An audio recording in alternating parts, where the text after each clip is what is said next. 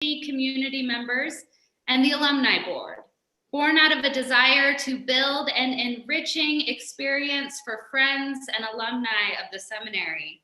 We are thrilled and thankful that we get to hear from two incredible professors at LSTC, one who will be familiar and beloved to many alumni, and one who might be a newer voice to some.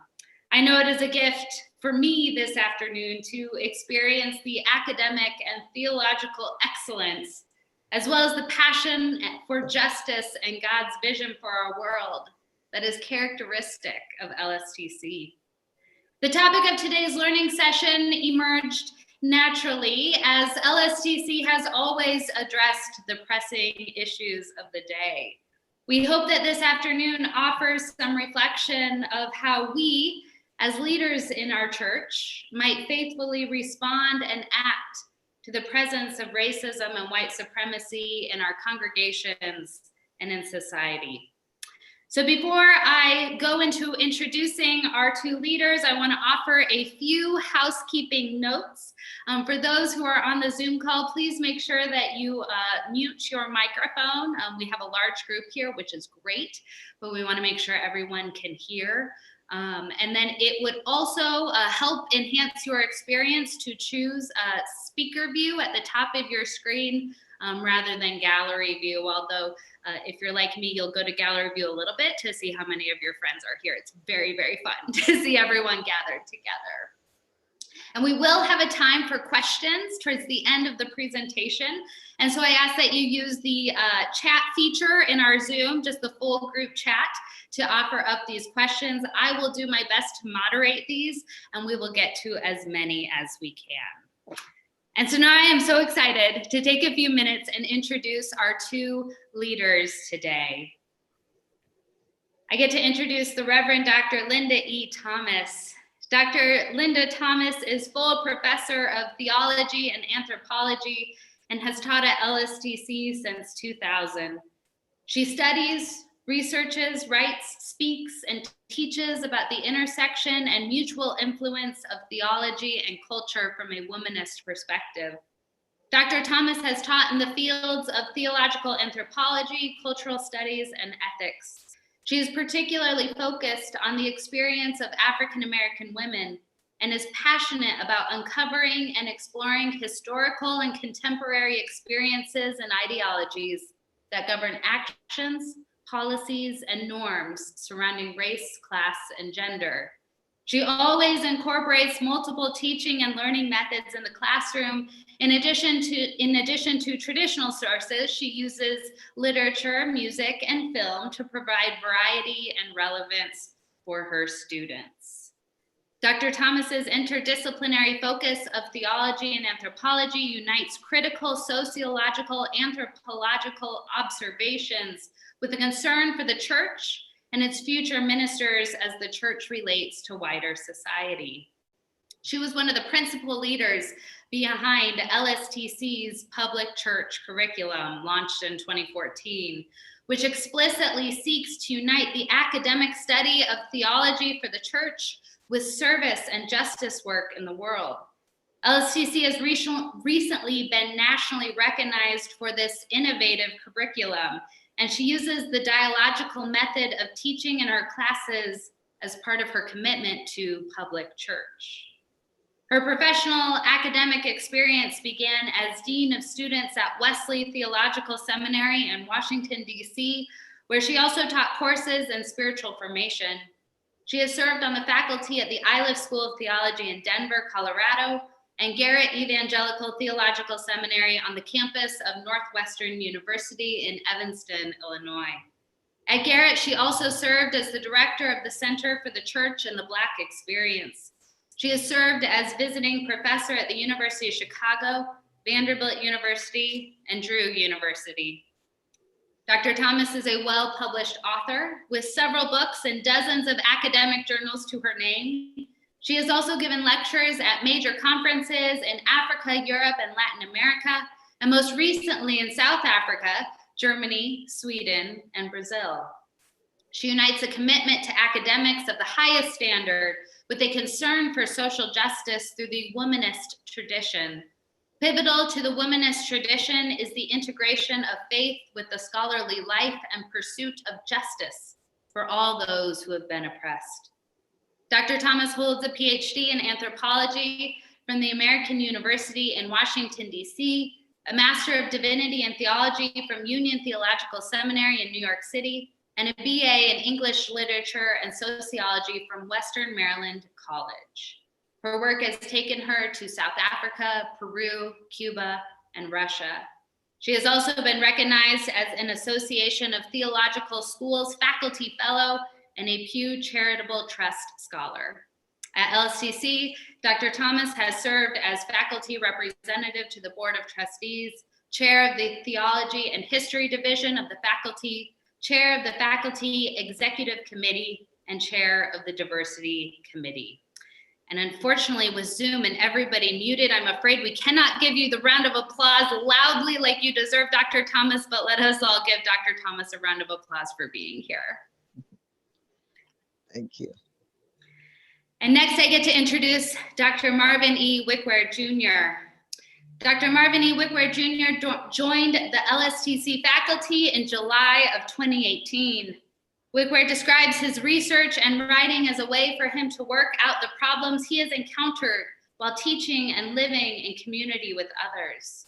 His experiences as a Black man working in the predominantly white institutions of Duke Divinity School and a Presbyterian Church USA congregation led to his dissertation topic of racial reconciliation in US churches. He is currently working on his first book, in which he demonstrates that Black and white US Christians must recognize that our world positions them as enemies and explores the possibilities of love in light of that reality.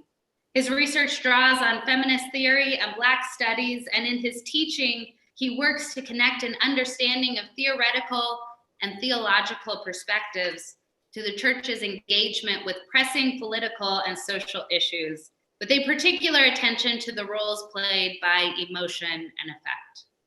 Wickwear is a ruling elder in the Presbyterian Church USA, and his current involvement in community organizing with the People's Lobby enriches his teaching and research. Dr. Wickwear, it is a joy to have you here, and let us also give Dr. Wickwear a round of applause. Thank you. And with that, Dr. Thomas, Dr. Wickwear, I turn our time over to you. Thank you so much for those wonderful introductions, Reverend Kcher. You mentioned that Zoom is this wonderful way that God's Spirit unites us. I think it's an amazing illustration.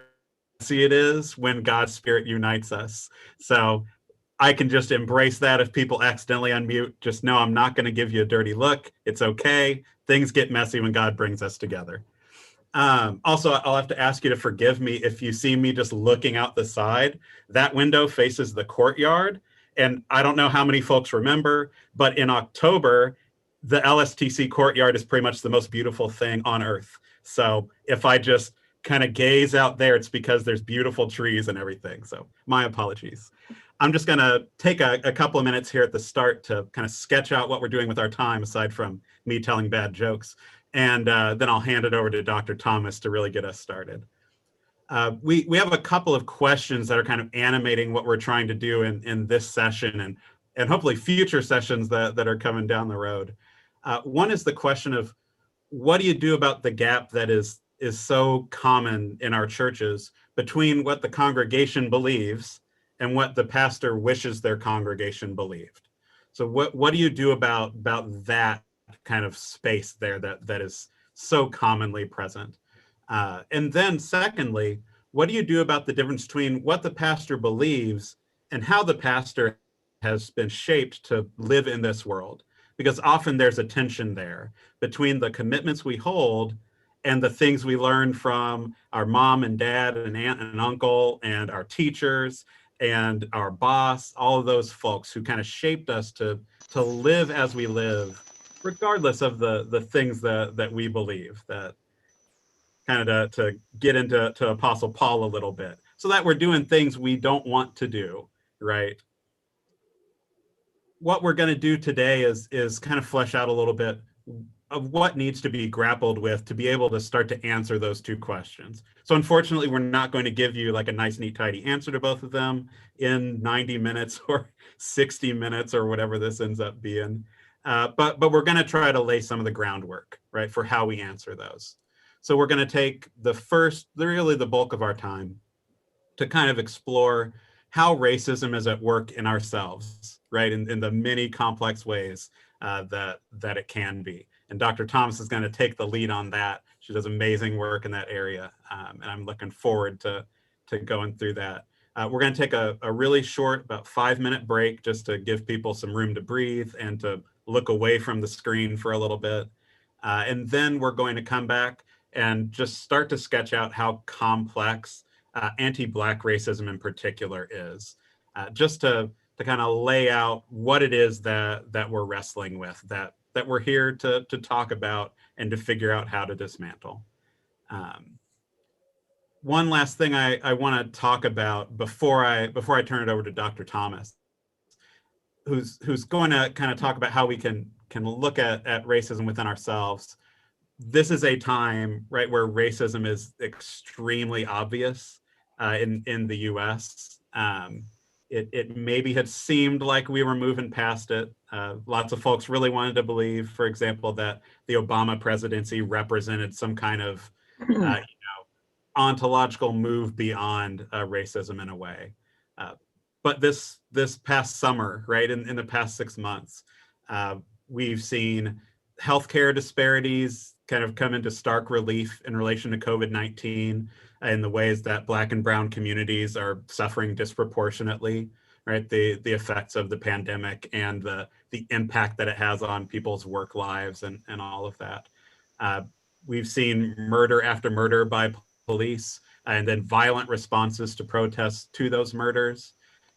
And of course, right now we're seeing voter suppression kind of all across the country, all kinds of things that lots of us wish were buried at the latest in the 60s, right, are kind of clearly at the forefront in the US today. So it's really easy to kind of find racism out there. But what we're going to take some time doing is trying to figure out how do we have explore where racism is at work within ourselves. So with that, Dr. Thomas, please take over.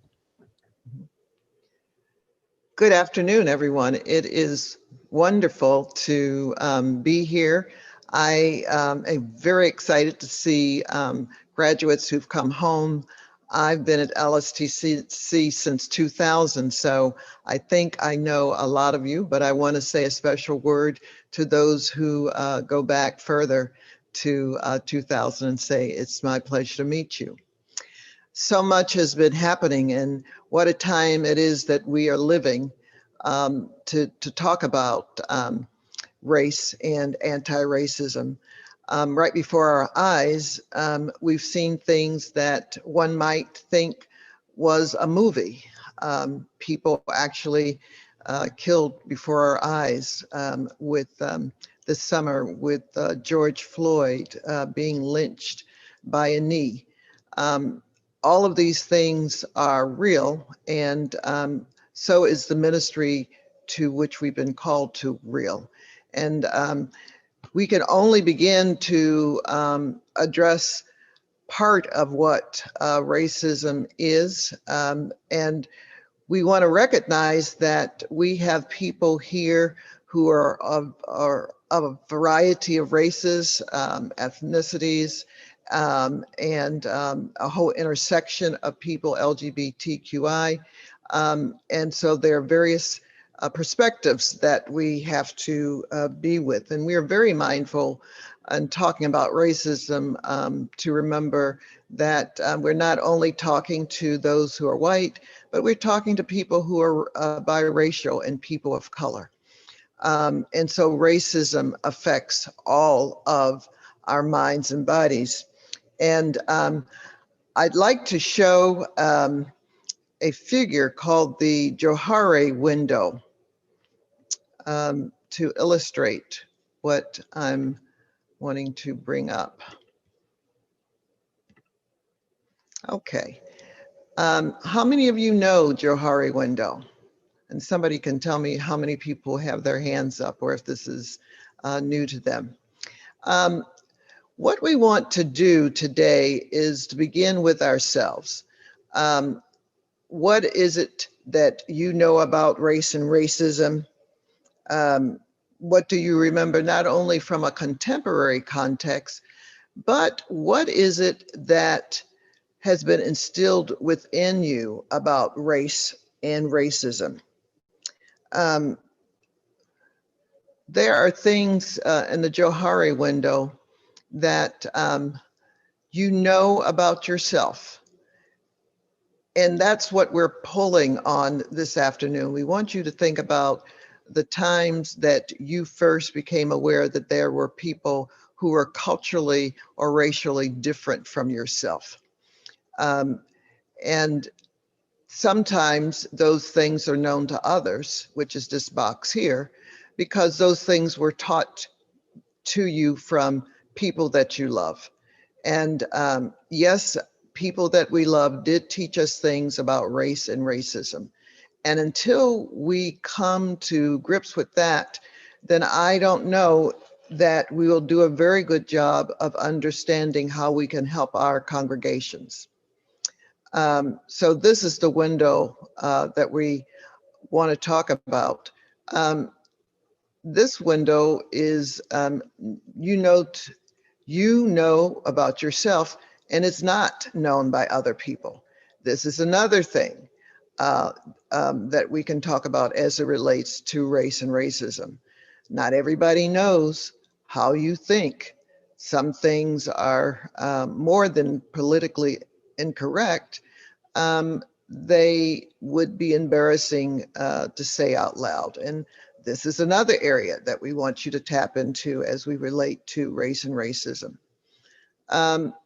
Now, believe it or not, there are some things that you don't know about yourself, but others know about you.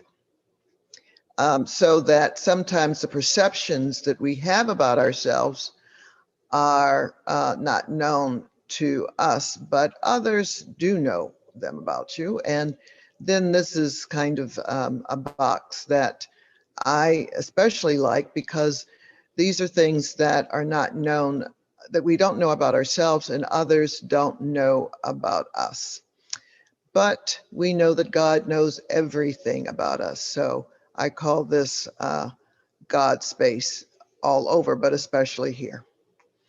I hope that this Johari window has been more helpful to you than, and that you're not confused about it.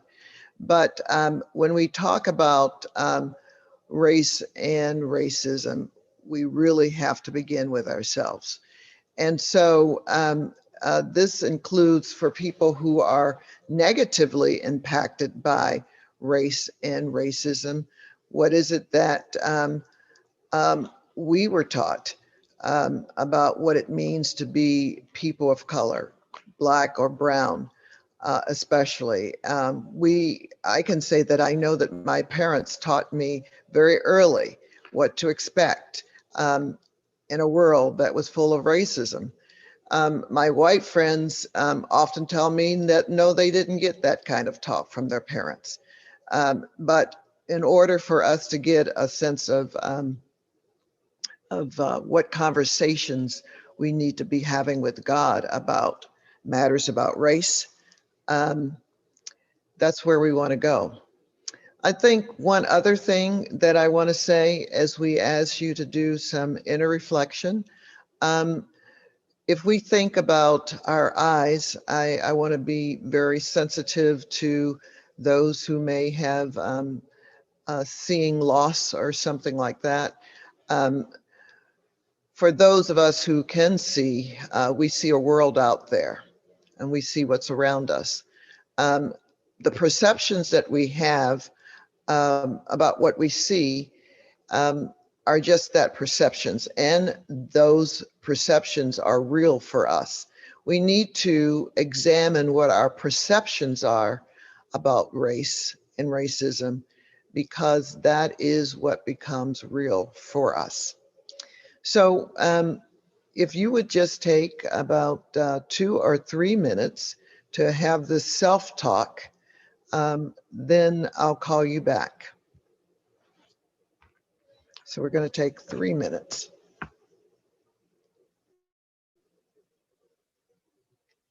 If anyone has a question, please raise your hand and we'll see what we can do.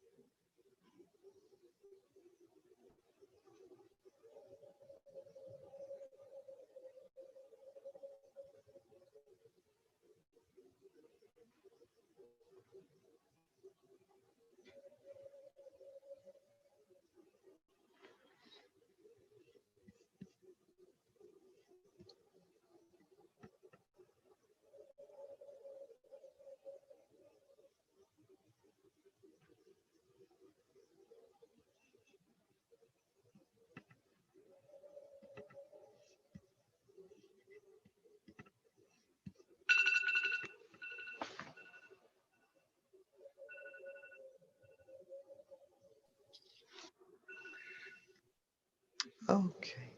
Please take just 1 more minute to finish up your thoughts. And Dr. Thomas, whenever you are ready, I do see that we have a hand raised from Mauricio. So I will let you field that question when you are ready. I'll take it now. Is it in the chat? Or his hand is up? His hand is up. Okay. Mauricio, feel free to unmute yourself. I am so sorry, Dr. Thomas. It was an accident. I didn't mean to raise my hand. Okay, it's good to see you. I see you. Okay. How many of us have accidentally hit a wrong button on Zoom? I know that I still do that many times. And friends and guests who are here, please feel free to keep asking questions in the group chat, and we'll attend to those as the moment allows. Thank you, Dr. Thomas. Okay. So what I'd like to have you do with what you've written down is to think about this as a list that you will pray about, But what we want to do is to get you talking now with each other. So you'll hear more from Dr. Wickwear and I in the second part of our time together. But we want you to, we're going to put you in small groups, and it's going to be like magic. You're going to be with people that you may know or may not know, but we'd like for someone to take leadership to get a conversation going. We want to give each person enough time to say what you'd like to share about your answers to these questions. And then we'll call back and have a general conversation. So we're ready to move into the small groups. And how much time did we say we give people, Dr. Wickwear? I think about 10 minutes or so would be enough for a good conversation and leave us time to come back together as a big group. I think that's Okay, so that's about 2 minutes apiece. Okay, so we'll see you soon.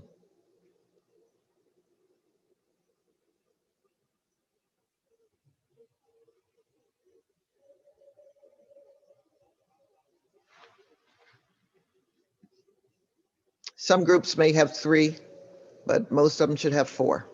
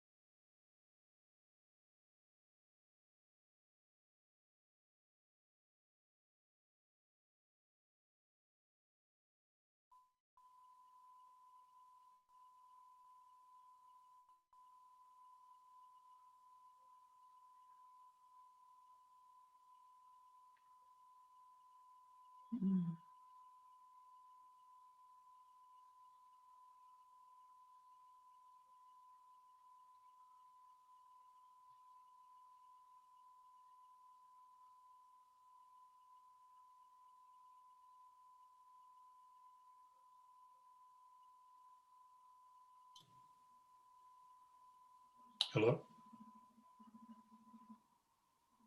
Hi, I was put into a breakout room, but I'm all alone. Hi, this is Terry Boggs.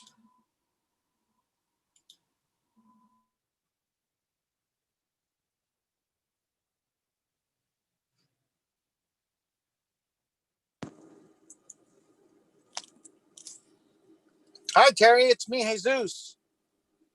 Hey, how are you? I'm well. How are you, sir? I'm good. Turn this on. I'm going to be driving, so I might as well turn off the camera.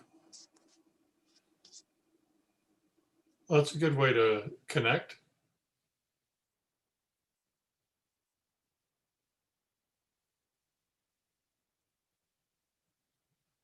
Wow.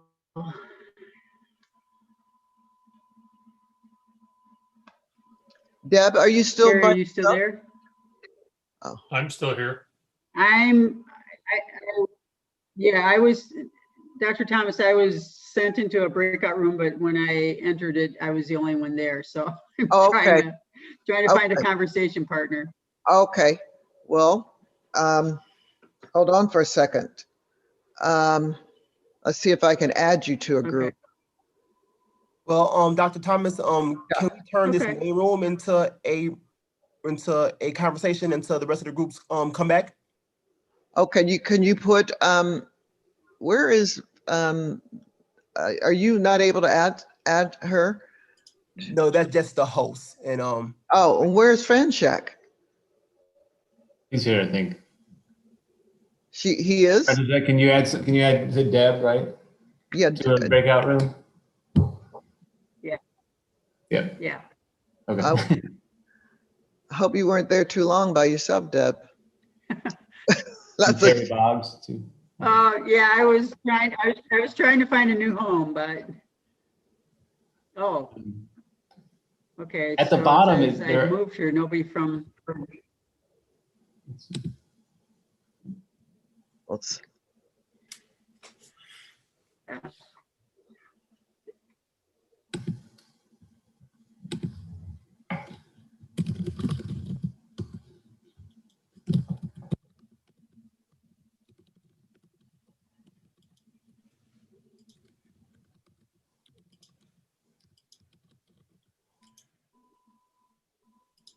Franchek, should she do anything? There should be an invitation. Did you get an invitation yet, Deb? No, I did originally. It brought me to breakout room 4, but then I was the only one there, front to check. So, and then I got back out and tried to go back in, and I was still alone. So I moved you to breakout room 10. It just says that you are not joined. At the bottom, you might need to click Nothing is- more or something and join breakout room. Let's see. No. And Terry Boggs is also in an Okay. active group, but did not join. I'm Yep. here. let me give it a whirl. Thank you.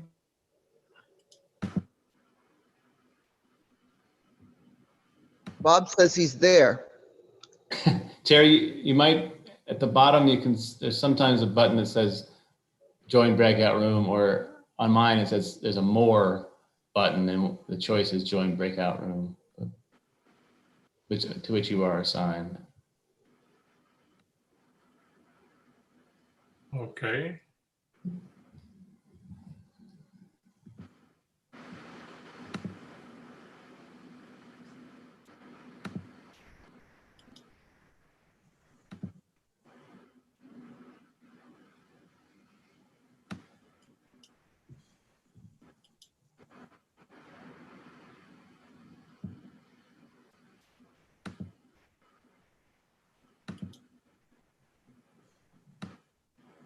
Yeah, I'm double checking that nobody's alone. Okay. Thanks.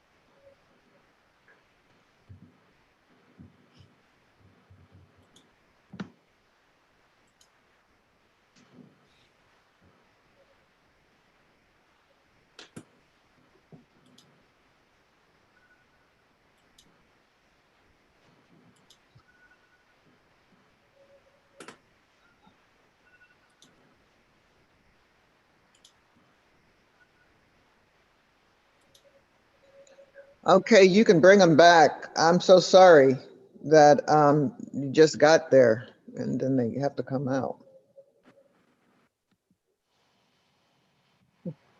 All right, coming back in 1 minute. Okay, great.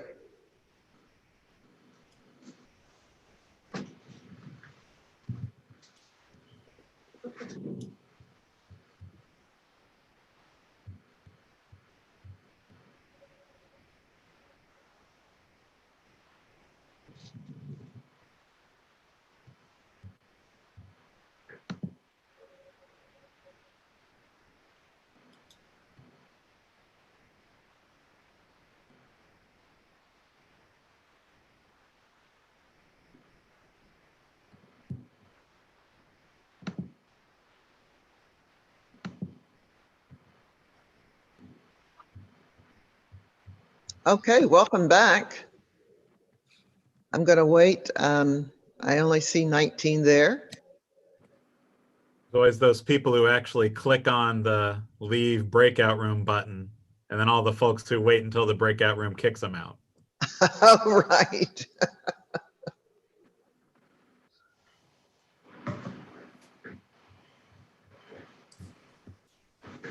We always want more time in those breakout rooms. Oh, well, that's great to hear.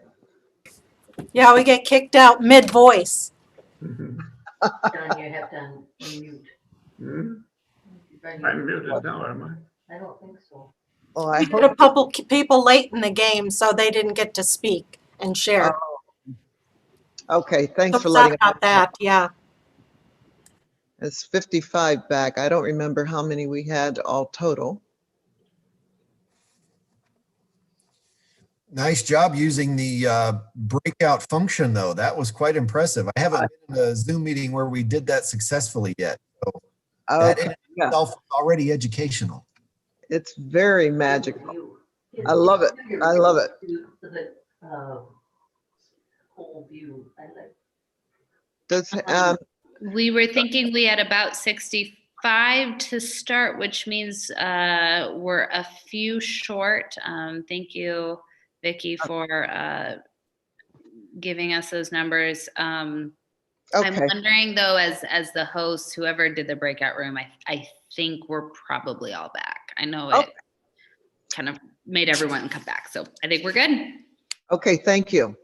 Well, I hope that worked well for you. We want to spend a few minutes, I'm not sure how many, but I'm sure somebody's going to tell me, seeing what you would like to share, if anything, about what you learned from yourself primarily. And we will take people raising their hands and see if we can have somewhat of a conversation. But basically, this is a time to talk to each other as a whole group. Anybody willing to start?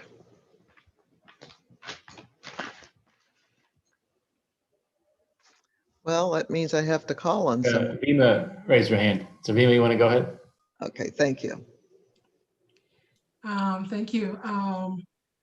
It's strange and a joy when I can communicate something in my language and somebody else can understand what I just say or understand the reference. So I was in the group with Erin, Priscilla, and Gregory.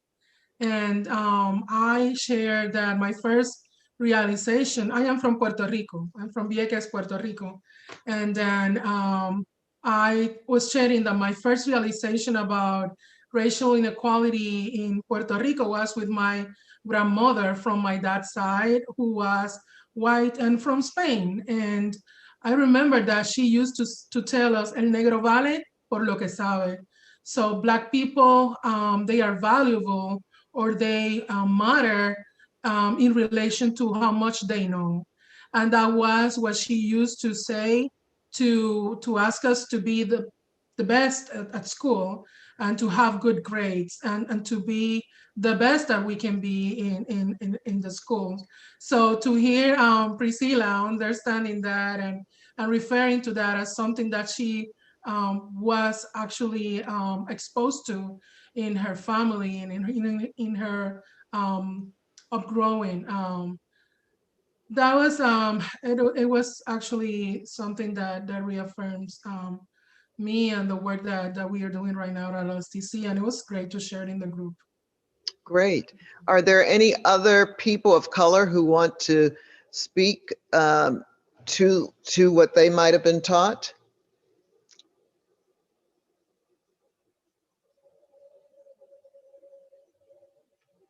Okay.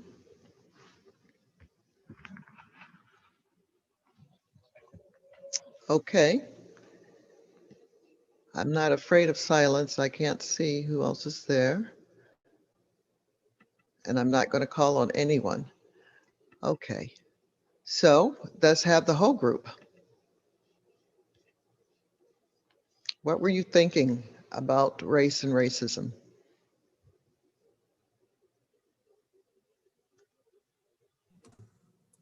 I can offer just a brief reflection from our group. Thank you, Bill.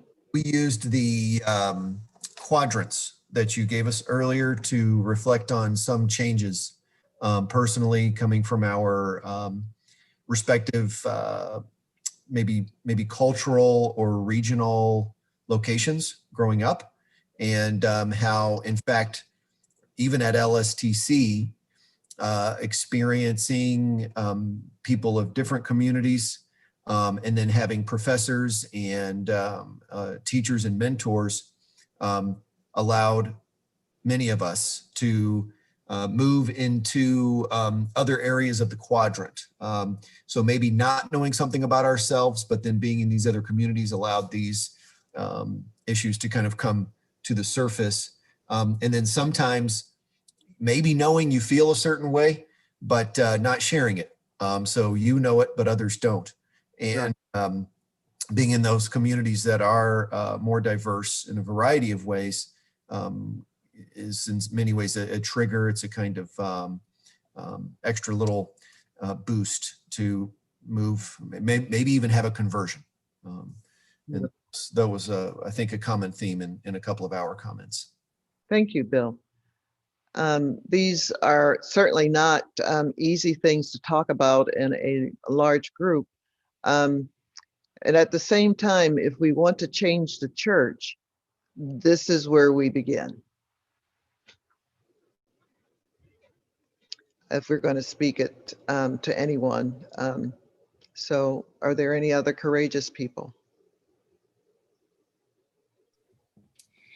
I shared with my group, I'm Joy, and I'm from St. Paul currently. And I shared how impactful the anti-racism work that we were doing in the late 90s into 2001 when I graduated was for my life and ministry.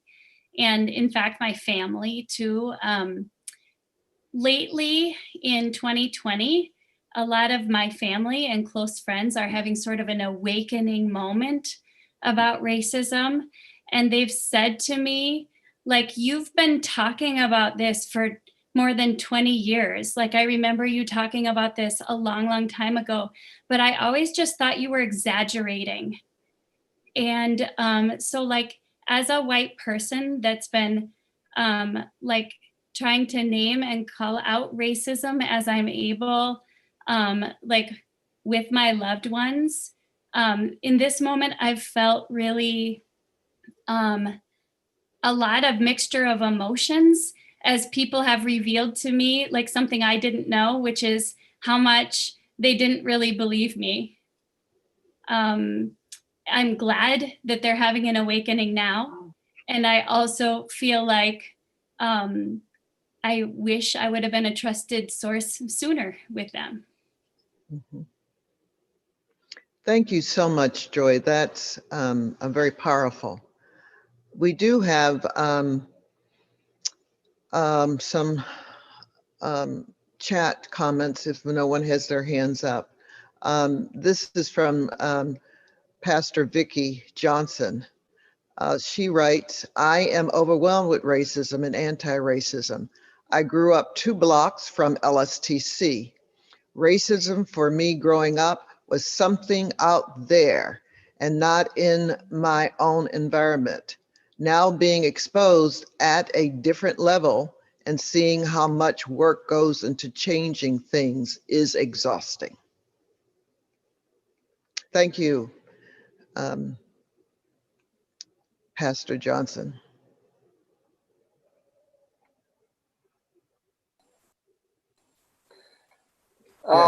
Could I just put something in? Yeah. My name is John.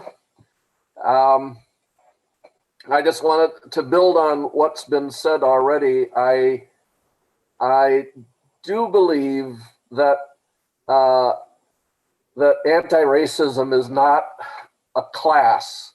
It's not a curriculum. It's not a program. It has to be a community effort. It's a lived-in thing. It's something that a whole community has to learn together. And just one aspect of that, I was an interim pastor at an inner city congregation, and followed by, and it was an inner city congregation that at the time was still very white. And I was followed by a seminary grad, and they practically crucified him because he came in with his guns loaded. He was a great guy, great values, great insights, but he had never, I don't think the congregation ever felt like he loves us.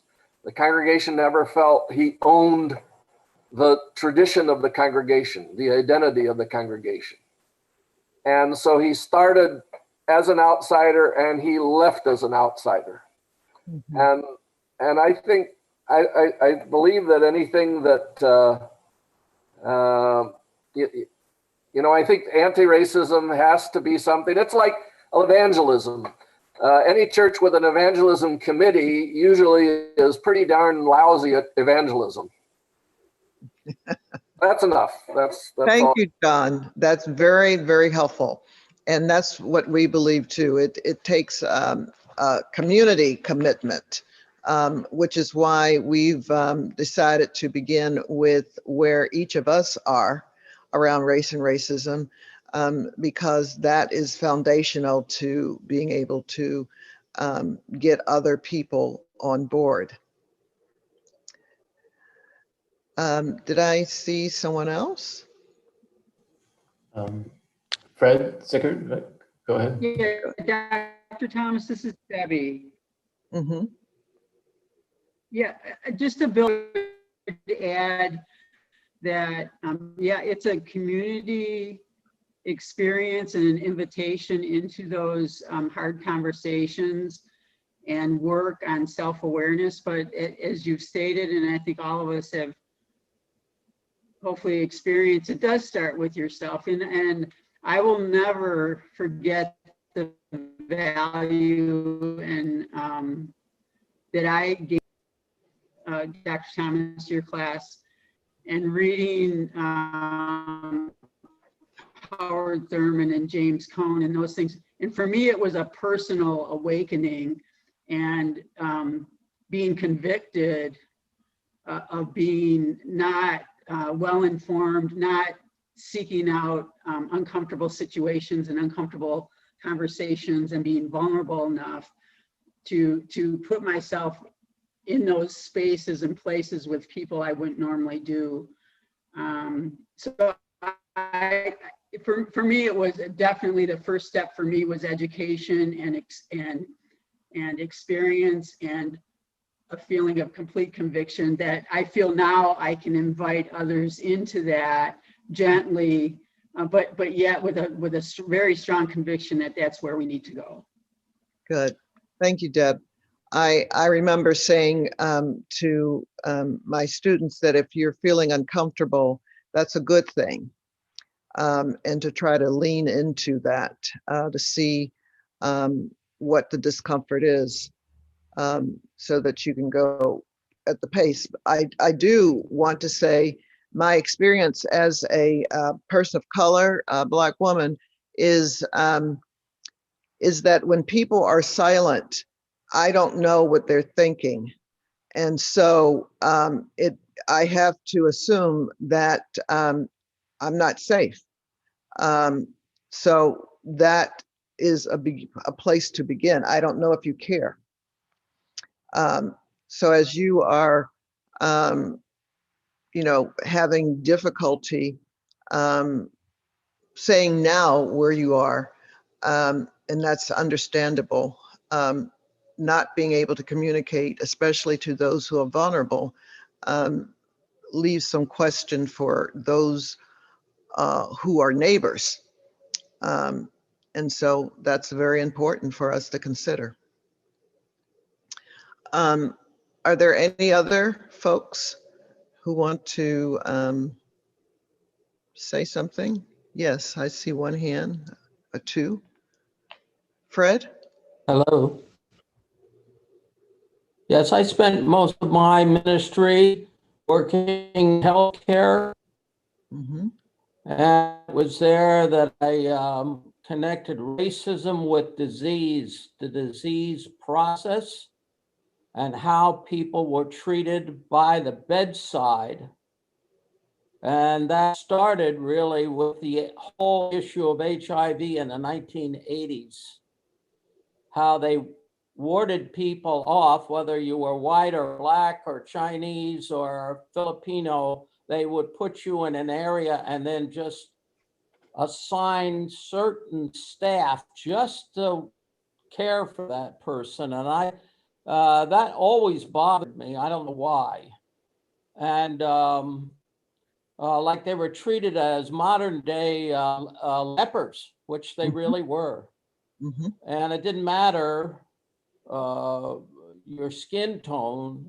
It mattered to the fact that you happened to be, say, Black or white, or we had a lot of Hispanics in that area, that you had HIV. Mm-hmm. And you were just treated very differently. That's all I can say from an emotional point of view. And that just bothered me so much. Mm-hmm. I tried to work with the staff then in succeeding years to get them to talk about what was going on in their experience. Yes, thank you, Fred. And not to speak of what those people living with HIV were feeling. Oh, yeah. Yes, that was, yeah. That slowly took place. And then we had other epidemics come along the line, and that repeated itself almost in a parallel process with SARS and H1N1. And now, of course, I'm retired now, but I'm sure with COVID-19. Okay. I don't know. Let's hope they're have greater self-awareness. Okay, well, thank you. We are at 3:01, and I do know that we need to call this, but if there's one other person who has a comment, we can hear it.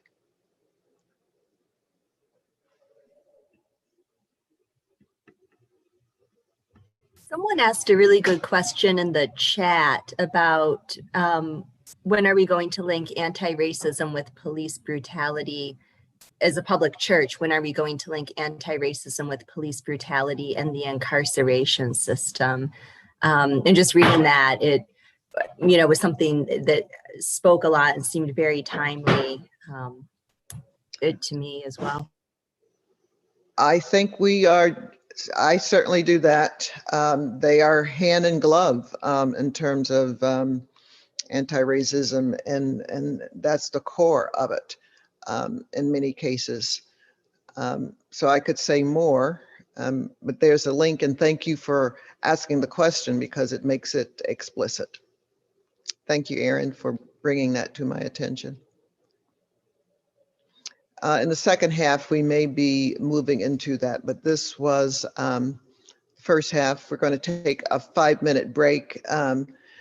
If that means you should come back in 3 minutes, please do, because we'd like to start in a timely fashion. Thank you.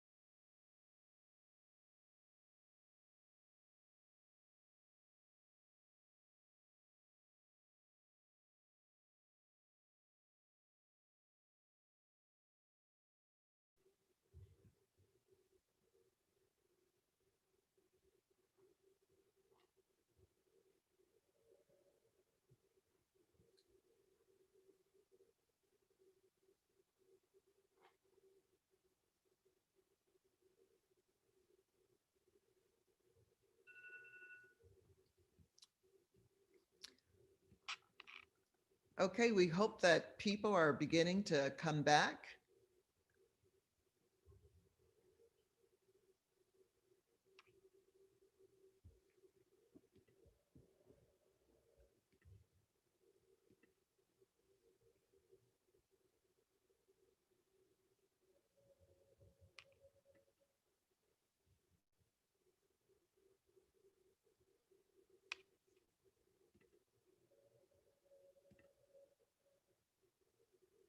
Okay, it looks like we have 50 people who have returned, and we're so glad to move on to the second part of our presentation. And Dr. Wickwear is going to lead us, so I'll turn it over to him. Wonderful, thank you. Thank you for guiding that first half. The second half won't, it's like when you convince my 3-year-old that he's getting half of something because you broke it into 2 parts. So this half will be the small half. Really quickly, I want to say, because this will be a hopefully fairly concise part of our little talk here, feel free to put questions in the chat. I think Reverend Kcher is going to kind of keep track of them so we can bring them up during the Q&A part. But we'll probably try to keep our momentum going and get into the Q&A.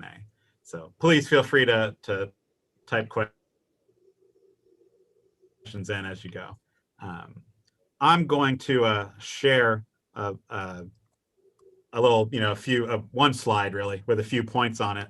But feel free, it's basically to help you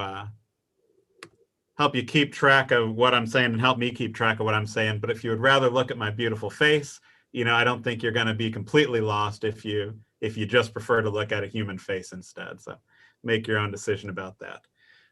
What we're going to talk about in this last little bit before our Q&A is what I'm describing here is the complexity of anti-Black racism.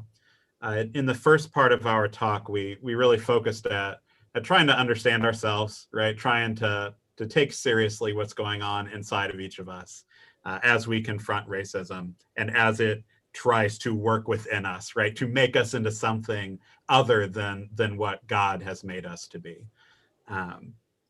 But even so, and as Dr. Perez Alvarez noted in the chat, there are things like police brutality, right? Like the carceral system that don't really care how we feel inside, right? That aren't about primarily what we as individuals believe or think or even do, but are these larger systemic problems.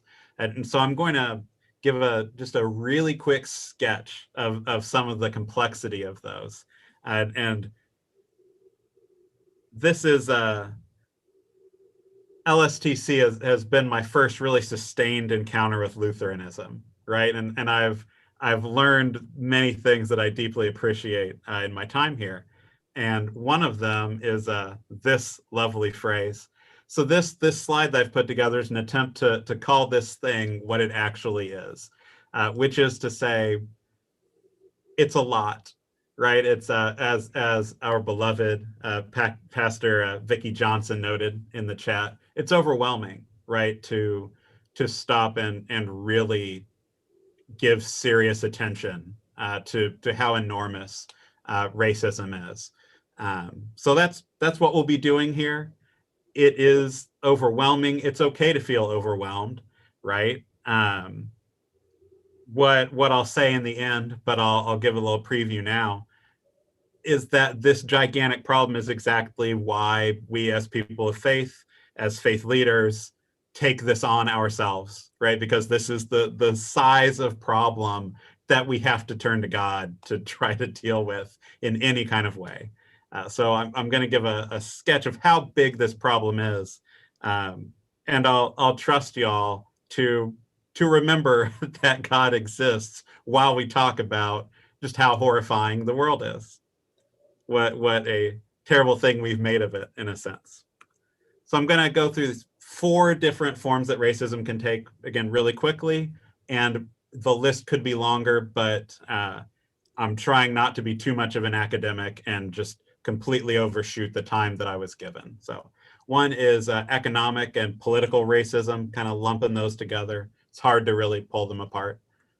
There's cultural racism, so the kinds of ideas and beliefs that we're taught, right, that can function separately from where dollars and cents go, who can get loans, who can rent a place in this or that neighborhood, all of those kinds of things. There's affective or emotional racism, the kinds of ways we're shaped to feel about people who are different from us or even about ourselves. And then there's theological racism, right? So the way that churches and our beliefs can be shaped by racism. So again, gonna fly through these. I'm gonna give you just a book for each. If you find that you want to do some reading about something just immediately, I'll at least have a book here for each of these for you to look at. But my email's on the website, so you can always send me an email if you have questions and they don't get answered in the Q&A. So with economic political racism, there's a concept I think is really helpful called the possessive investment in whiteness. And the book that you can look up if you're curious is by George Lipsitz. Get the most recent edition. He edits that regularly.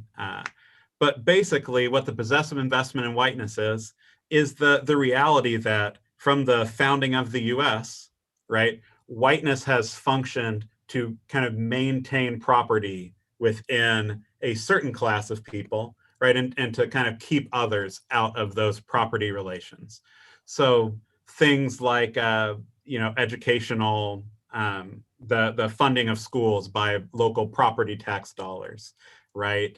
The discrepancies in lending practices at banks by race, right? Practices of redlining, basically marking off certain neighborhoods so that houses won't be sold to Black people in those neighborhoods. All of these kinds of things, and again, this is like little tiny basic level sketch. You can go on and on and on. This is where what Dr. Perez Alvarez brought up in terms of the incarceration system and what's called the new Jim Crow, right? The way in which there's a school to prison pipeline that provides cheap labor, right, for industries in the US. All of these things are kind of one side of racism that in itself is horribly overwhelming to try to understand and grapple with, especially if you're kind of asking the question, well, I'm the pastor of a church, what can we do in my congregation? Oh, well, try to dismantle this entire economic system that's been built since the days of slavery, right? To kind of concentrate wealth in the hand of relatively few white people, not all white people even, right? Not most white people, a few white people kind of benefiting from what's called this possessive investment in whiteness. Happy to talk more about that, but I'm gonna keep moving. So one thing, economic and political racism. Then there's cultural racism. Again, this shaping of how we think and what we believe. Emily Towns, who's currently the dean at Vanderbilt Divinity School, amazing womanist ethicist. This book actually was published in Dr. Thomas's book series with Palgrave Macmillan. She has a concept called the fantastic hegemonic imagination, which to give the real short version, basically, everybody in our society is kind of taught to accept certain ideas about themselves, about other people, to basically make things run, right? So that there's not constant dissent in our society about what we should do. So all the times that she especially is talking about images of Black women, right? And particular images of Black women that are put forward to shape people's understandings of Black women. So the very widespread kind of acceptance of the mocking image of a welfare queen, right? That a lot of people believe is a real thing. Again, this might be something on those squares that we talked about in the first half that some of you would put somewhere in there, right? That you believe on some level, even if you don't want to, right? Even if you say, I know that's not something that I should believe, maybe it's somewhere in the back of your mind, right? Refusing to quite quit. That's a product of this fantastic hegemonic imagination, this coordination, so to speak, of all of these racist images. Another example might be Black teenage boys and this kind of image of the thug, right? That a lot of people just accept as being true with no real personal experience to back that up.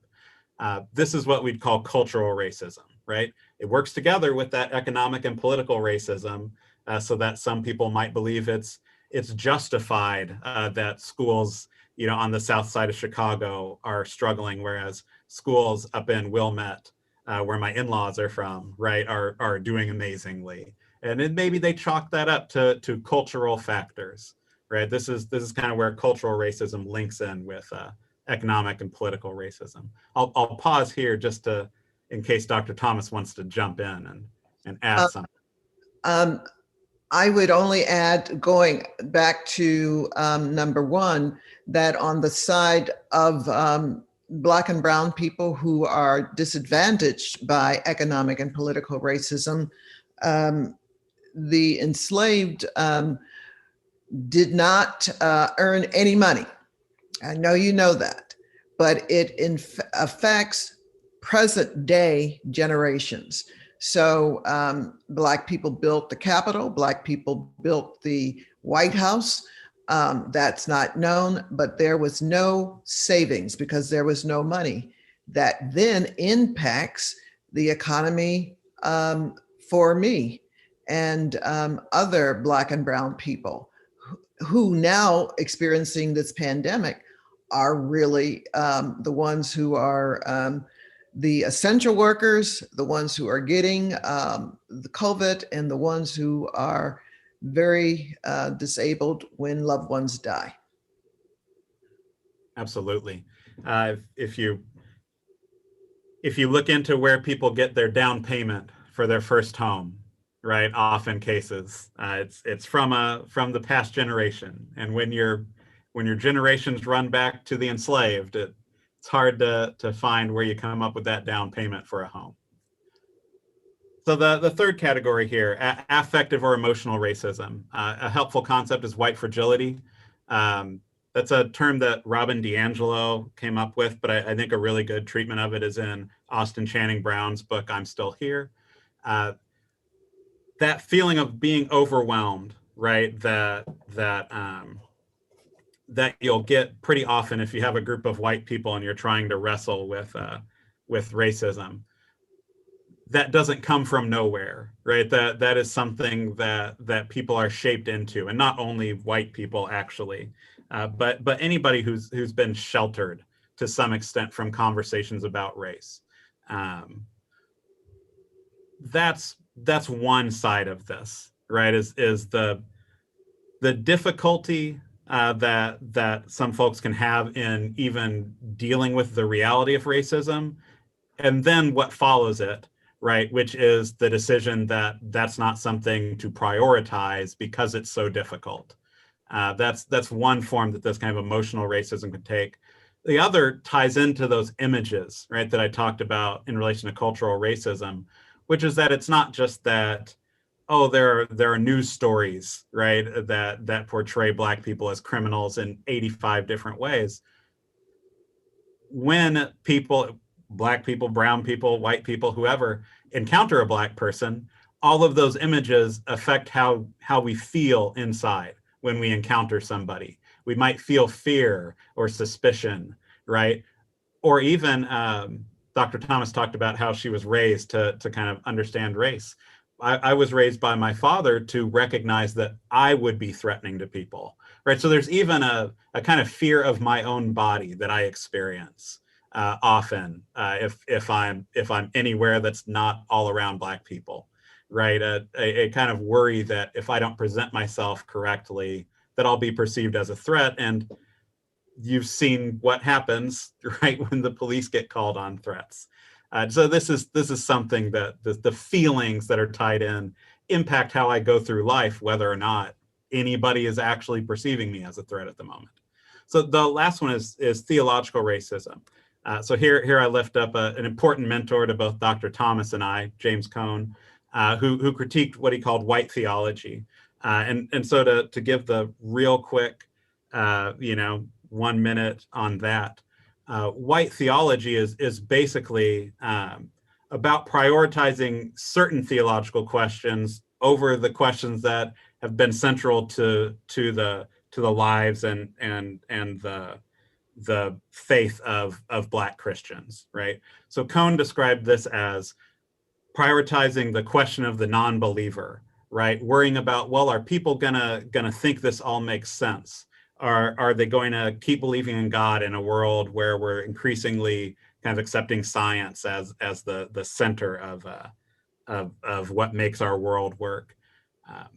That the question of the non-person sometimes is the non-believer is prioritized over what he called the question of the non-person, which is, how is God responding to, again, what Dr. Perez Alvarez put in the chat, right? To police brutality, right? That is the kind of reality that our faith needs to wrestle with, needs to have an answer to.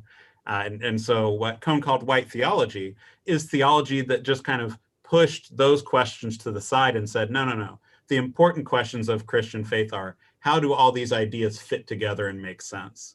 Not, how does all of this theology actually make sense in terms of your lives? So are there white theologians who do something other than white theology? Absolutely. And plenty of non-white theologians have been shaped to do what Cone would call white theology.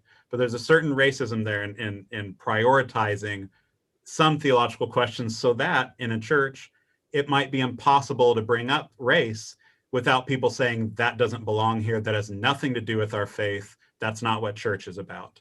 And so I've been in some of those churches which describe themselves as focused on racial reconciliation, but if you actually try to talk about it in church, it was non-theological. Mm-hmm. So all of these forms of racism, and I could make the list longer, they operate within families, churches, schools, workplaces, government offices, banks, hospitals, the list goes on. This is just an absurdly complex reality. And I didn't even say the word intersectionality, which Dr. Thomas does teach entire courses on, right? If you want to talk about how race connects to gender, to sexuality, to class, to nationality, all of these things, we're talking about, when we talk about anti-racism, we're talking about being anti how the entire world is structured, right? And kind of how evil that takes form in all these institutions that we have to live in relation to. So I leave this question, and then I'll pass it to Dr. Thomas for any last words, but what do you think is necessary to dismantle racism, and where does your ministry fit in? And so that I saw somebody's eyes just go like, saucers wide. It feels like an impossible question, right? It's an absolutely overwhelming thing to ask. What's necessary to deal with all of this, and where does your probably this big ministry compared to that fit into that?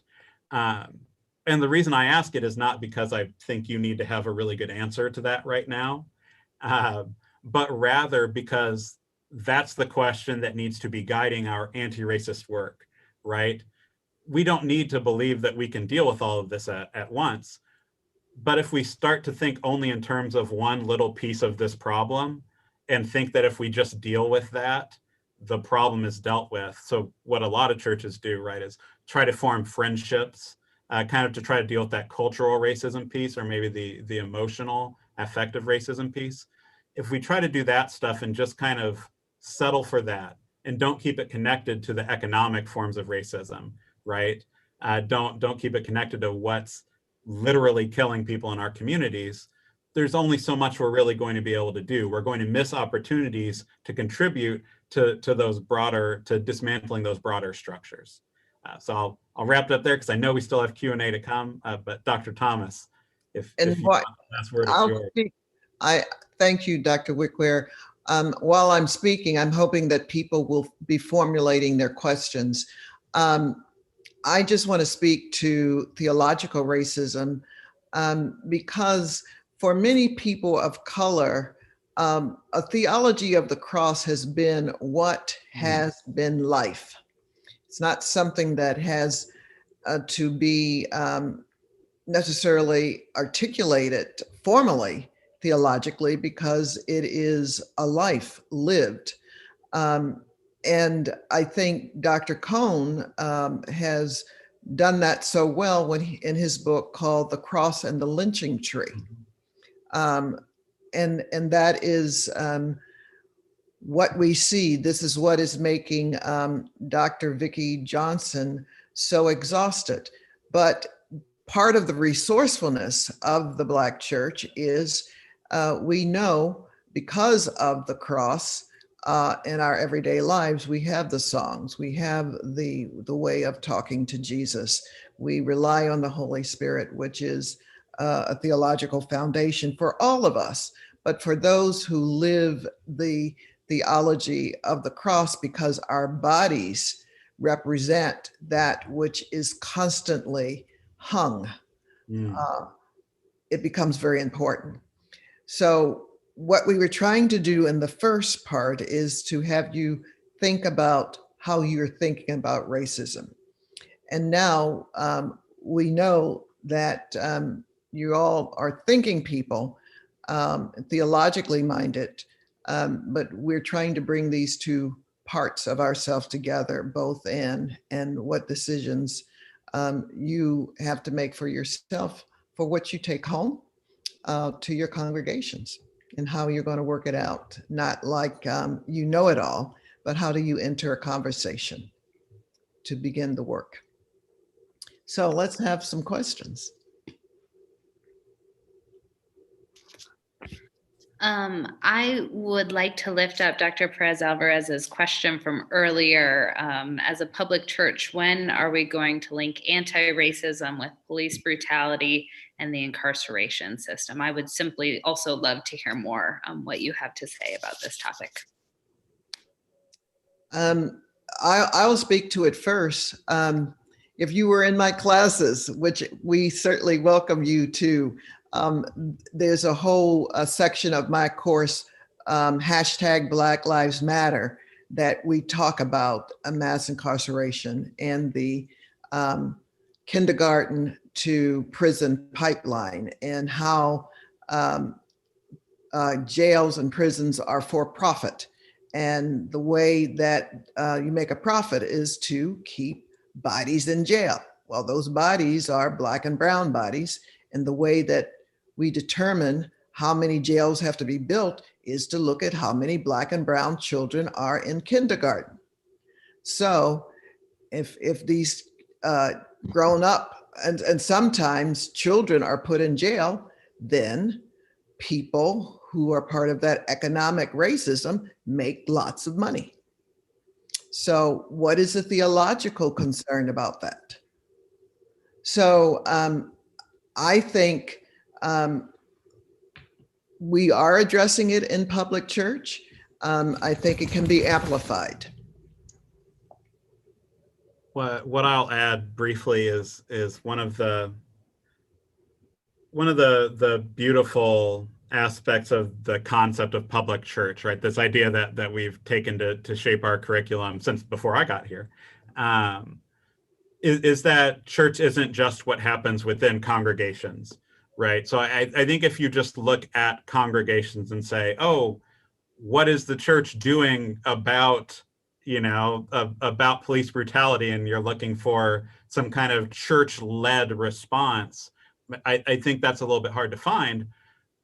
But, I know plenty of church folks who are deeply involved in Black Lives Matter, who are deeply involved in all the various kind of local groups that are working and organizing in response to police brutality and in response to in response to the carceral system. So that what I think is a very powerful form that the church's response is taking is the discipleship that leads all these individuals to commit their time, right, to all these different organizing groups that are taking these issues on. So I think an important part of the church's response is not in kind of being super out front and saying, look, the church is dealing with this, but by practically encouraging and equipping individual disciples, right, to follow their conscience and to get involved.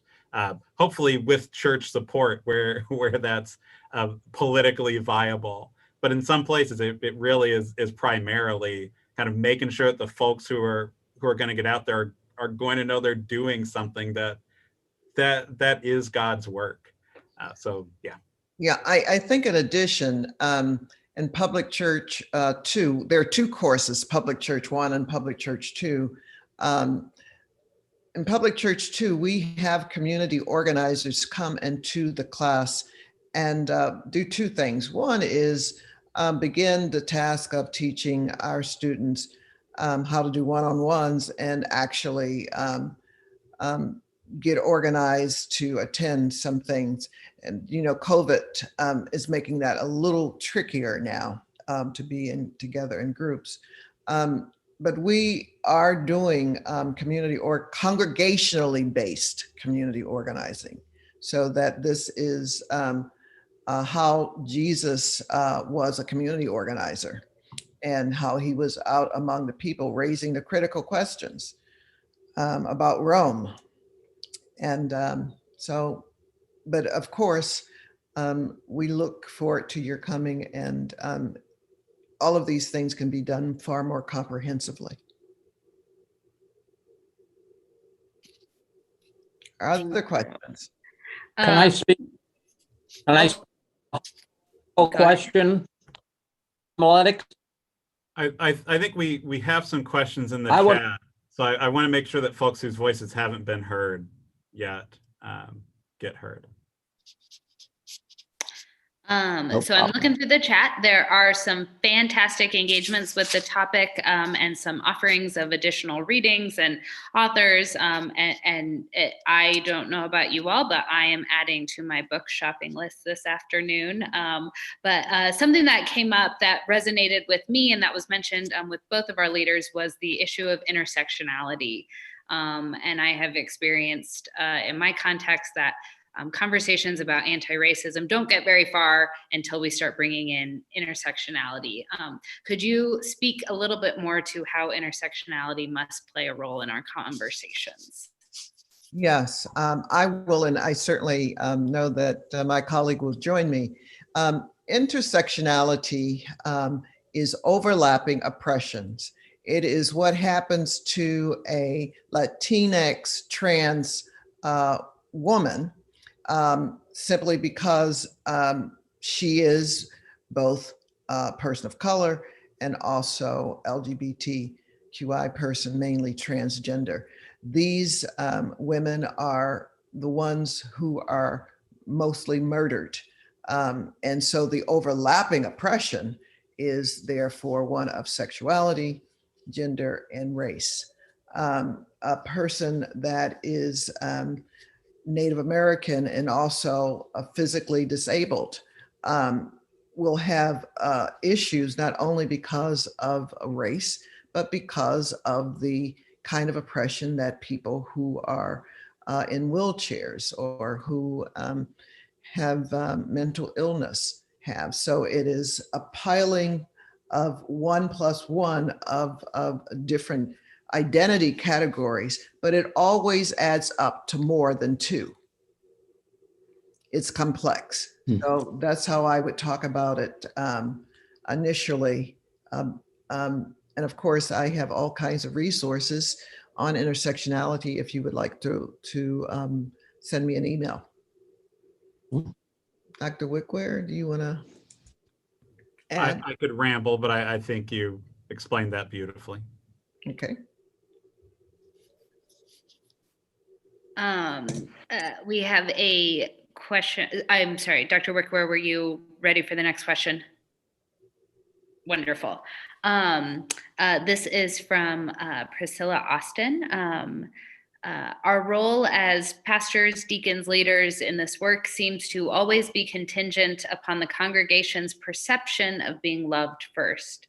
Can you speak to how you see that assumption itself as perpetuating affective or emotional racism, particularly for congregations that invite BIPOC leaders into their midst, but impose that assumption as a way of blocking the work of deconstructing anti-Blackness thinking and policies? A fantastic question. It is written in the chat for those who want to refer back to it.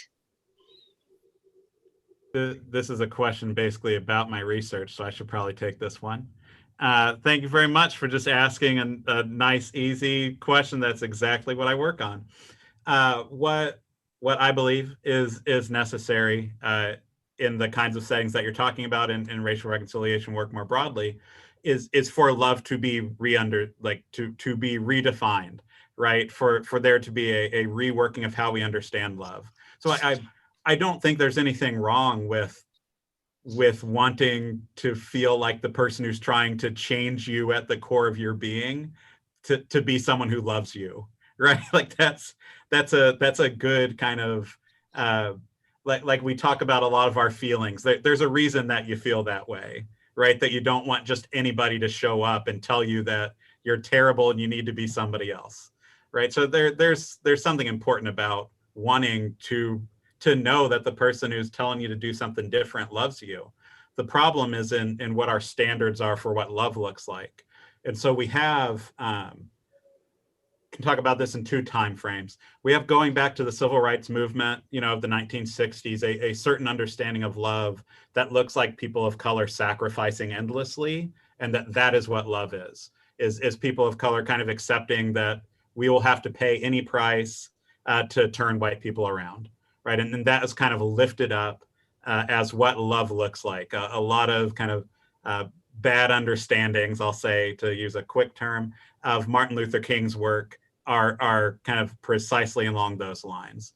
That, well, what we need is just kind of more forgiveness and more and more and more and more, and eventually white people will come around. And it hasn't kind of happened on a societal scale, right, in 5 decades. The other kind of broader time frame we might talk about, and this actually brings in intersectionality and a kind of key big womanist thinker, Dolores Williams, is a patterns of surrogacy, right, that date back all the way to slavery, where Black people and Black women in particular were basically used as surrogates for the labor of white people, and in that case, white women in particular, right? Williams also talks about how Black women were surrogates for Black men as well. But these patterns of kind of having Black people do labor in place of white people is what that kind of love is, right? Of asking a Black leader to come in and just kind of endlessly forgive, is asking them to do a kind of emotional labor on behalf of the congregation so that the congregation doesn't have to, right? So what you have to do is work on, what do we think love is, and what do we think a faithful understanding of love is, right? Is love what happened on the cross? And is what happened on the cross, Jesus gave himself for us? And so that's what we need to do in every situation, right? Is just completely give everything, right? Unilaterally, without expectation of the other person changing around. Is that a kind of an accurate understanding of the kind of love that's at the core of our faith? I don't think it is. I think that what happened on the cross rests upon a deeper understanding of love, right? Which is the refusal to just give somebody up to their own devices, right? That's what Jesus coming to us and sacrifice and being sacrificed is God saying, no, I'm not going to just let you go. I love you. And I'm going to make sure that you know what you are doing to yourselves, and that you know that there's a way out of it, right? And so that's what love looks like, often coming from people of color who are participating in racial reconciliation work, right? It looks like accountability, right? It looks like saying, I care enough to be here and to tell you how you're hurting me, and to tell you how you could stop hurting me, so that we could love each other well. I think being able to, working with people to understand and recognize critique as loving is essential, because if you can't get there, then, so I don't think that the answer is to bypass love. The answer is to kind of hold love accountable to the core of our faith, and not kind of allow it to be this work that we push off onto the more marginalized people in a group. So that's my 2 cents. Mhm.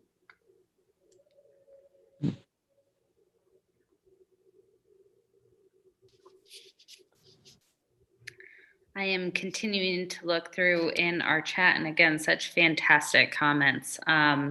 A comment was raised about reparations.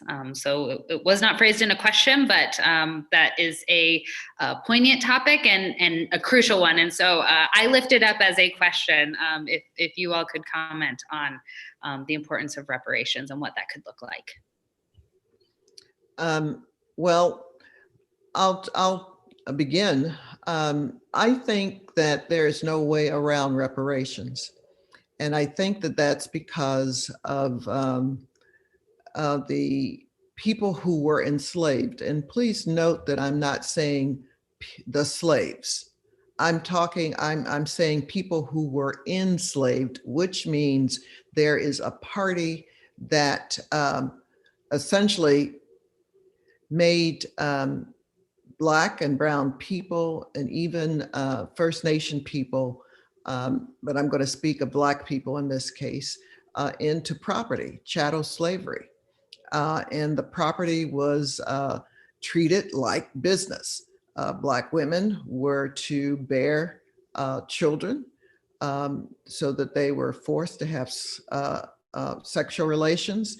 And the more children, the better it was for business. Because of that business model, Black people did not earn money, they could not save money, and they were made to be sharecroppers, meaning that they, after freedom came, they worked the land, and again, were not paid, but could eat what the land grew. So that in my mind, that Black people are able to do what we're doing now is incredible. But I don't forget that the children of the slaveholders have that wealth. They have the wealth. And therefore, I'm concerned about my daughter. There's no intergenerational wealth that was passed along to my family. So some of you may say, well, none was passed on to me. Well, that may be true, but there was opportunity for it to have been, and people could have saved money. That they didn't, I don't know why, but I do know that people who look like us were not given that chance. And that is the majority. That's for the majority of people. It is not Oprah. It is not the basketball players or anybody like that. So the majority of Black and brown, or a large number of Black and brown people, do not have intergenerational wealth. In fact, what Dr. Wickwear were saying about the down payment, it was a white family in my first church. This was in White Plains, that lent me the down payment. And when, of course, when I had to say to the bank, where did you get the money? I said it was borrowed. Well, that was not the right answer. The right answer, my friends told me, was to say that it was some equity that was passed down from my family. Well, I didn't know that. I didn't know that that was the same, that was the answer, but it comes from not having that experience. So I think that reparations look like what it was like for other people who received reparations. We have a history of that, I think, with the Japanese and other groups. But more importantly, my white students told me that when some of their ancestors came to the Midwest, they were given land and $600 to start. So again, this is some knowledge that some of you may have, but I want to make public because newcomers did get money. and we're able to build. And so I think it's not about white people deciding that they're going to give money to charity that will help Black people. I want reparations for the people, and I think it's very possible. I think it's a theological question. If I can tag on, especially that last bit, I think the question of reparations has to do with what I was trying to do in my little presentation, right? Which is when you're talking about a problem that's as large as society itself, how could you possibly think that something short of completely redistributing wealth could actually address it, right? There's no half measure with dealing with racism. The question is whether or not people are willing to accept that and commit to it. That's certainly an open question. That's very much a theological question, right? Is when we know what is right, can we get ourselves to do it, right? Can we overcome all the pressures on us to do what works best for us personally, to somehow seek a better society together, right? To do what we know is actually what God would call us to do. I mean, how often did Jesus talk about what you're supposed to do with your money, right? I mean, it's very much a theological question. I don't think it's that much of a practical question, except that, yeah, you can't get people to give up money easily, sure. But can you change things without money behind it? Difficult to imagine. One thing I'll add also, as far as how this intergenerational wealth works, a lot of the money, that was made through slavery was invested in institutions that, disproportionately serve white people. So that even if you didn't directly, receive slave owner money, through inheritance, it's likely that you've had some kind of encounter with an institution, whether it's a banking institution or insurance or a college or whatever, that does have some of that money and has probably for generations disproportionately favored white people with the benefits of that money. So absurdly complicated, but. Thank you so much, Dr. Thomas and Dr. Wickwear. We're closing our times, but we've got a little bit more time. This question was lifted up by Deb Hartfield for, I imagine the whole group. For time's sake, I will decide to direct it to our leaders. It is asked, does anybody have an example, a case study, a model, a process that successfully invited their congregants into anti-racism work as part of their ministerial setting? What are your words of wisdom? What are things we can learn from you? So Dr. Thomas, Dr. Wickwear, what are your words of wisdom? What can we learn from you? I think there's a book by Joseph Brandt called Anti-Racist Church that I think is really good. Dismantling racism is what it's called. And so that's what I would suggest. I think the other thing, it's a process. I know that I was a co-pastor in White Plains at a predominantly white church. I was the first African-American and woman.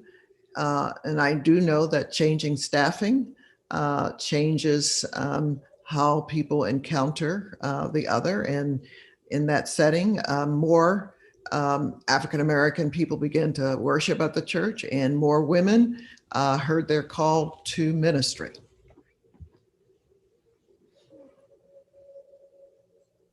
So what I'll say is probably not a helpful answer, but the examples that come to mind are not examples of congregations that have kind of decided to kind of shift gears and go, we're going to invite people in or anything of that sort. I'm not confident that that's really a viable model for the kind of radical anti-racist work that we're talking about. I think you can develop friendships that way, right? But don't think friendships are what are really needed primarily.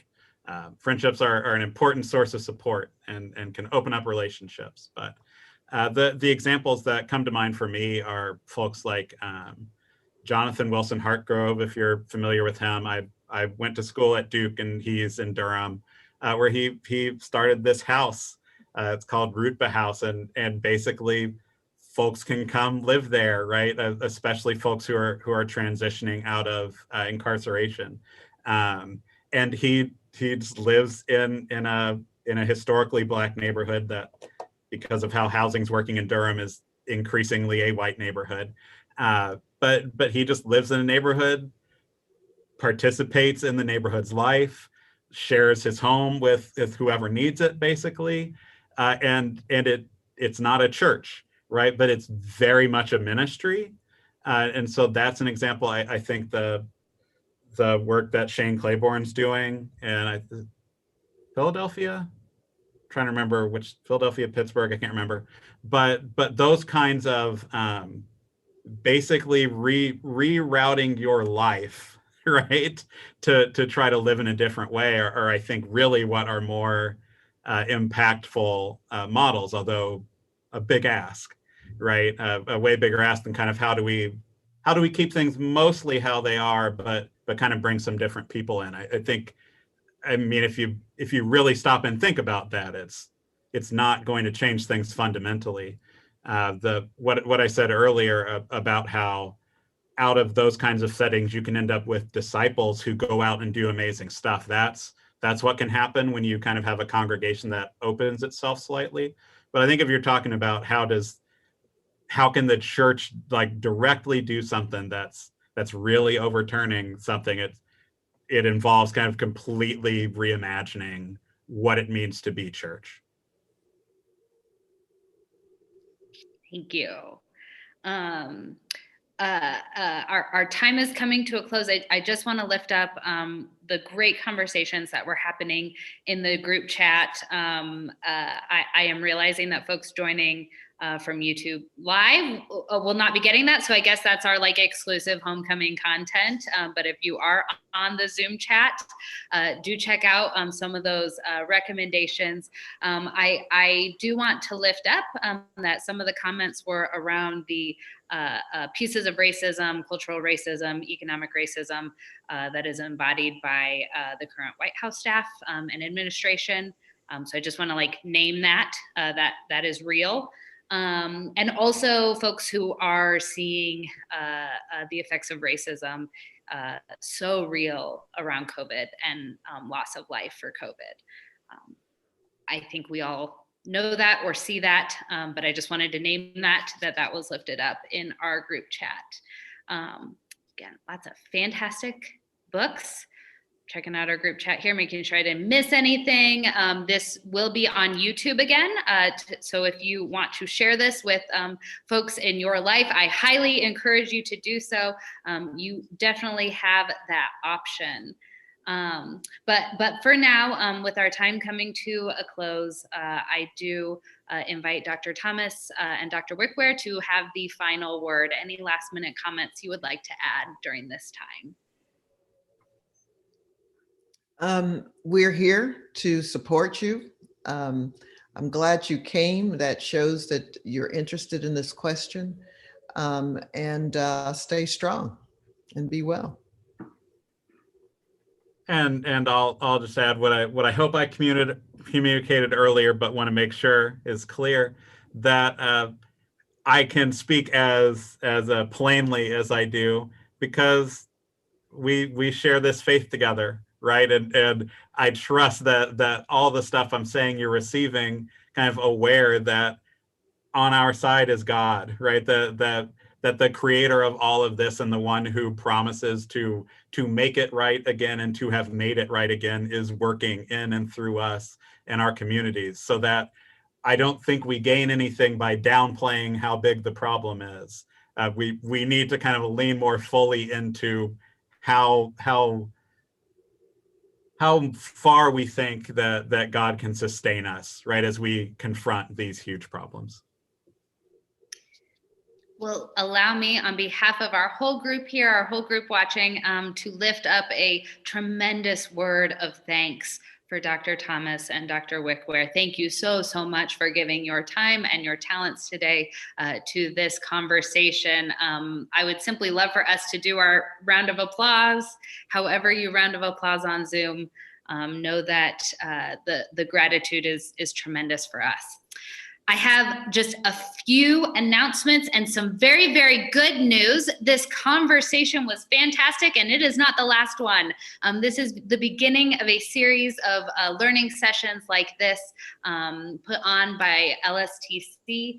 And so our next one will be led by Dr. Linda Thomas on Thursday, October 29th in the morning. The topic of that will be Lutheranism and hashtag Black Lives Matter. It will be fantastic. And I believe we're sharing the slides as we go. Yes. Next, the Vine Deloria Jr. Symposium, which I will be honest was one of my favorite events on campus. And now I get to attend virtually. What a gift. That will be November 17th and November 18th. Put that on your calendars. There will also be a presentation on October 22nd entitled Adelante, the Future of Latinx Lutheran Leadership, and it will be moderated by LSTC Adjunct Professor, the Reverend Dr. Ruben Duran. There's a great panel featured with that. And Dr. Wickwear and Dr. Kimberly Wagner have a podcast. So yes, there's that info on that podcast. I just lift that up and commend that to you. Yes, all this information is on the LSTC website, or follow LSTC on Facebook. We will continue to get those events out to you. And so thank you everyone for joining. For those who are participating in the homecoming event, we will see you again via Zoom at 6 o'clock tonight for our presentation and reunion time. I give you all thanks for being here.